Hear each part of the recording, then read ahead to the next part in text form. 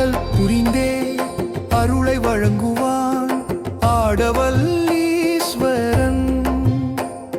தேடல் இருந்தால் தெய்வ வடிவில் காட்சி தரும் நாயகன்.